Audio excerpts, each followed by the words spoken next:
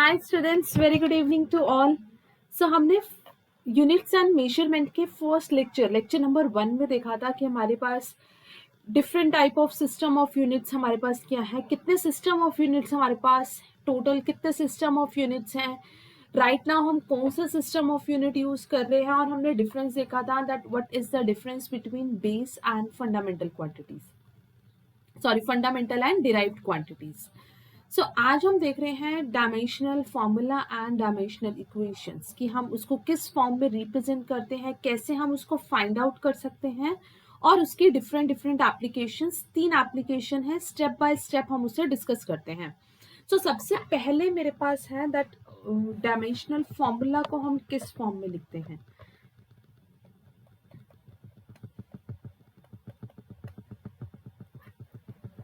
Dimensional formula,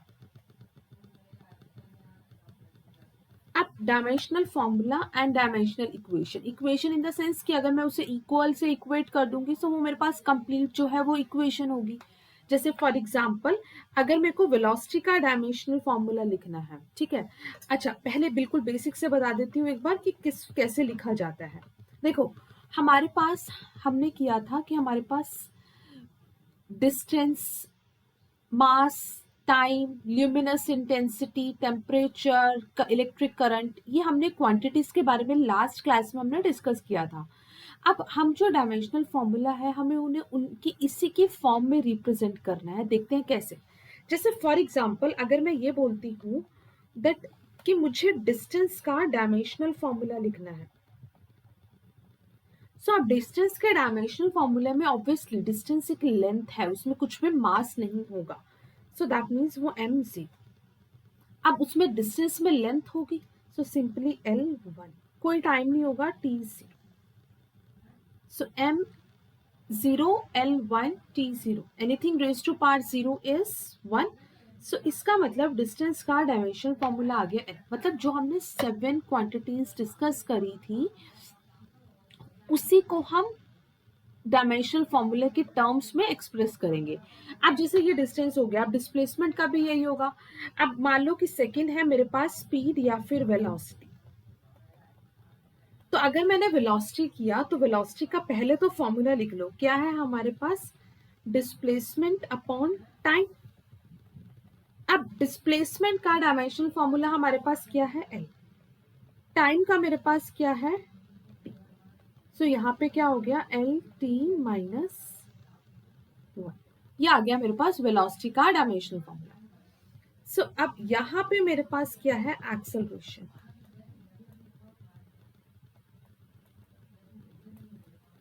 सो अब acceleration को मैं किस फॉर्म में रिप्रेजेंट करूंगी, एक्सेलरेशन है मेरे पास change in velocity by time.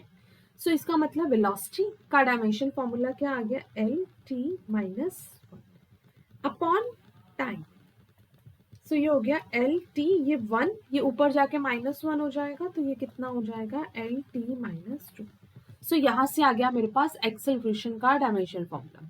Similarly अब हम जितने भी फॉर्मूलाज तुमने क्लास 10th तक पढ़े हैं उन किसी का भी डायमेंशन फॉर्मूला निकाल सकते हो। अब देखते हैं, जैसे अगर मान लो कि मैं एरिया की बात करूं कि एरिया का डायमेंशन फॉर्मूला क्या होगा। सो एरिया मेरे पास सिंपली क्या है, लेंथ स्क्वायर। एरिया को हम ऐसे ही तो रिप्रेजेंट करते हैं, सो मैं उसको क्या लिख सकती हूँ, सिंपली L²। नेक्स्ट है मेरे पास फोर्स। सो फोर्स किसके इक्वल है, मास इनटू एक्सेलरेशन। सो अब मास का डायमेंशन फॉर्मूला m, एक्सेलरेशन का डायमेंशन फॉर्मूला LT माइनस 2। सो यहाँ पे फोर्स का डायमेंशन फॉर्मूला मेरे पास क्या हो गया, MLT माइनस 2। ये मेरे पास किसका डायमेंशन फॉर्मूला आ गया, फोर्स का। तो distance, velocity, acceleration, area, force. अब मैं बोल रही हूँ कि किसी का भी निकाल सकते हो। जैसे फॉर एग्जाम्पल वर्क डन पढ़ा था क्लास 9th में, वर्क डन का टॉपिक था, चैप्टर था इवन कंप्लीट। सो अगर मेरे पास वर्क डन मुझे कैलकुलेट करना है, सो वर्क डन मेरे पास क्या है, फोर्स और डिस्प्लेसमेंट। सो अब फोर्स का डायमेंशन फॉर्मूला क्या आया, MLT माइनस 2, और यहाँ पे है डिस्टेंस, डिस्टेंस का डायमेंशन फॉर्मूला L। सो यहाँ से मेरे पास आ गया ml2 T-2, ये मेरे पास आ गया वर्क डन का डायमेंशन फॉर्मूला। सो अब मैं बता रही हूँ कि कोई भी फिजिकल क्वांटिटी का डायमेंशन फॉर्मूला निकाल सकते हो, बट कुछ बेसिक डायमेंशन है वो हर बार याद रखनी होगी, जैसे ये डिस्टेंस हो गया, वेलोसिटी हो गया, एक्सेलरेशन, एटलीस्ट ये 3 तो याद होनी चाहिए, क्योंकि पूरी लेवल में बहुत सारे फिजिक्स के फॉर्मूला है और एक क्वेश्चन यहाँ से आता होता है एग्जाम में, चाहे नीट का एग्जाम दो, जेई का एग्जाम दो, बट क्वेश्चन इतना सिंपल नहीं होगा, बट हाँ डायमेंशंस का उसमें यूज होगा। सो अब मान लो कि अगर मुझे प्रेशर का डायमेंशन फॉर्मूला निकालना है, सो प्रेशर मेरे पास किसके इक्वल होता है, फोर्स पर यूनिट एरिया। सो फॉर्मूले याद होने बहुत जरूरी है। सो प्रेशर मेरे पास किसके इक्वल है, force per unit area. So force का डायमेंशन फॉर्मूला mlt-2, ये देखो फोर्स का निकाला mlt-2। एरिया हमारे पास क्या है, L²। सो यहाँ से हो गया ml2 ऊपर जाके माइनस का हो जाएगा ml-1 T-2।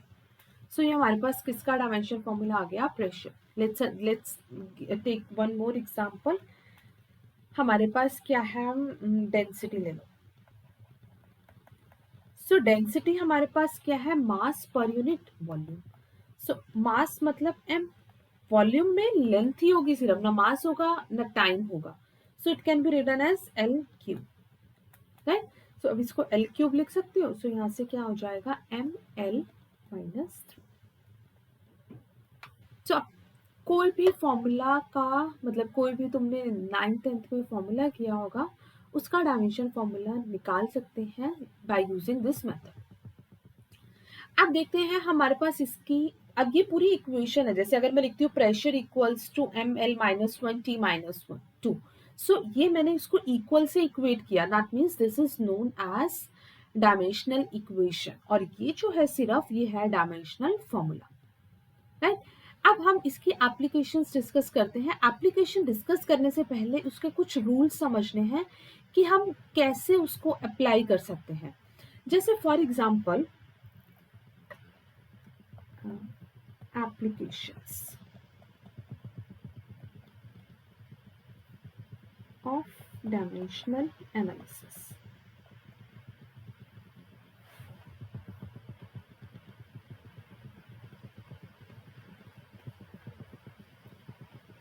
सो अब हमारे पास एप्लीकेशंस क्या हैं, देखो अब हमारे पास सबसे पहली एप्लीकेशन है कि हमें ये चेक करना होता है कि हमारी जो इक्वेशन है वो डायमेंशनली करेक्ट है कि नहीं। अब उसको चेक करने के लिए हमारे पास रूल्स है कि अगर मैं फर्स्ट रूल की बात करती हूँ, तो फर्स्ट रूल देखो हमारे पास क्या है। अच्छा, मैं इसको बहुत सिंपल एग्जांपल से बताती हूँ। जैसे मान लो मैंने तुम्हें बोला कि तुम्हारे पास 7 एप्पल्स हैं प्लस 2 वाटर बॉटल हैं, सो ऐड करो। ऑब्वियसली तो मुझे ऐड करके नहीं बता सकते हो, बट अगर मैं बोलती हूँ कि एक बास्केट में 7 एप्पल्स हैं और दूसरी बास्केट में 3 एप्पल्स हैं, सो उसको ऐड करो, so you will say 10 apples, है ना। सो इसका मतलब ये जो ऐड है, हम जो प्लस करते हैं, हम उन्हीं नंबर्स को या उन्हीं फिजिकल क्वांटिटीज को प्लस कर सकते हैं जिनका नेचर सेम होता है, या फिर हम कह सकते हैं जिसकी डायमेंशन और नेचर क्या होगा सेम।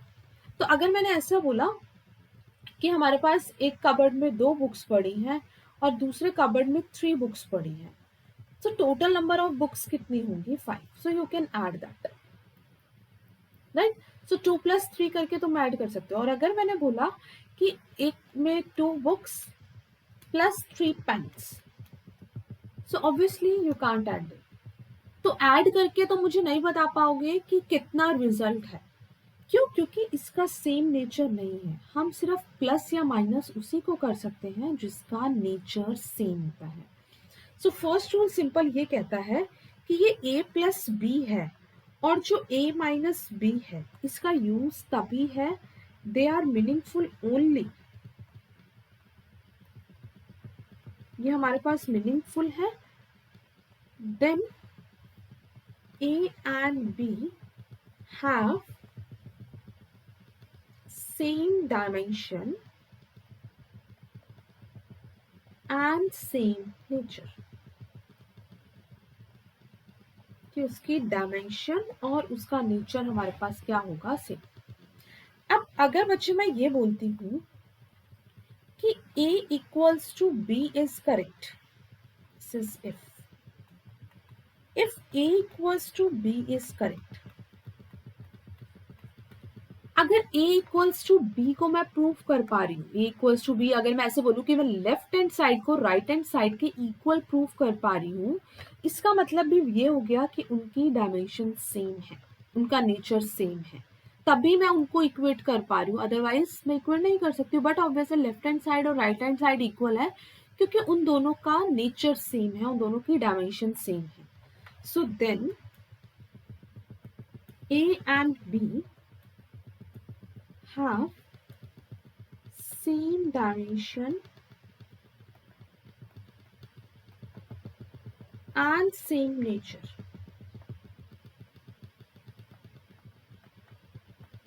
अब इसको अप्लाई करके देखते हैं कि हम इसको अप्लाई कैसे कर सकते हैं इन रूल्स को, कि कैसे हम इसको बोल रहे हैं कि ये इक्वल है। ठीक है, सो उसके लिए जो हमारे पास एप्लीकेशन है, फर्स्ट एप्लीकेशन है to check the dimensional consistency of equation. Application number 1, checking the dimensional consistency of equations, कि हम उसकी कंसिस्टेंसी को कैसे चेक कर सकते हैं। कंसिस्टेंसी को चेक करने का मतलब ये है कि वो करेक्ट है कि नहीं है। ठीक है, अब हमारे पास इक्वेशन ऑफ मोशन, तुमने 9th क्लास में 3 इक्वेशन ऑफ मोशन पढ़ी थी, है ना। तो फर्स्ट इक्वेशन थी वेलोसिटी टाइम रिलेशन। सो वो हमारे पास इक्वेशन क्या थी, first equation v equals to u plus at। ठीक है, अब हम इसको चेक करेंगे, ध्यान से समझना। फर्स्ट अगर समझ आ गया तो आगे वाले बहुत इजीली समझ आ जाएंगे। सो हमारे पास फर्स्ट क्या है, v is equals to u plus at। इसको चेक करते हैं कि क्या ये सच में ट्रू है, क्या ये डायमेंशनली करेक्ट है कि नहीं है। डायमेंशनली करेक्ट होने का मतलब है कि लेफ्ट हैंड साइड और राइट हैंड साइड की डायमेंशंस क्या होनी चाहिए, same. That's very important point, ध्यान से सुनो कि अगर मुझे कंसिस्टेंसी को चेक करना है तो मुझे ये करना होगा कि मेरे को लेफ्ट हैंड साइड को सॉल्व करेंगे, राइट हैंड साइड को सॉल्व करेंगे। अगर उनकी डायमेंशन सेम आ रही है इसका मतलब वो डायमेंशनली कंसिस्टेंट है। सो यहाँ पे देखो, मैं अगर LHS और यहाँ पे मैंने लिया RHS, यहाँ पे क्या है, v होती थी वेलोसिटी, फाइनल वेलोसिटी। सो मैंने यहाँ लिखा v। अब v वेलोसिटी का डायमेंशन फॉर्मूला अभी मैंने बताया क्या है, LT माइनस 1। सो ये वेलोसिटी का डायमेंशन फॉर्मूला क्या हो गया, LT माइनस 1। ठीक है, ये हो गया लेफ्ट हैंड साइड। फिर हम देखते हैं राइट हैंड साइड में। अब राइट हैंड साइड में हमारे पास क्या है, u। अब u का डायमेंशन फॉर्मूला भी हमारे पास क्या है, LT माइनस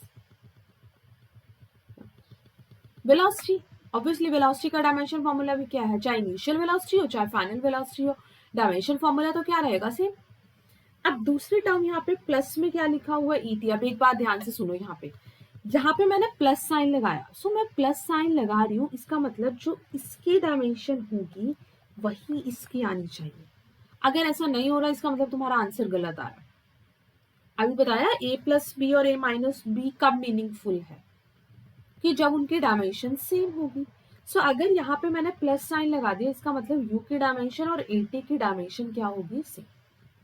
सो अब यहाँ पे मेरे पास क्या है, at। सो एक्सेलरेशन का डायमेंशन क्या है, LT माइनस 2।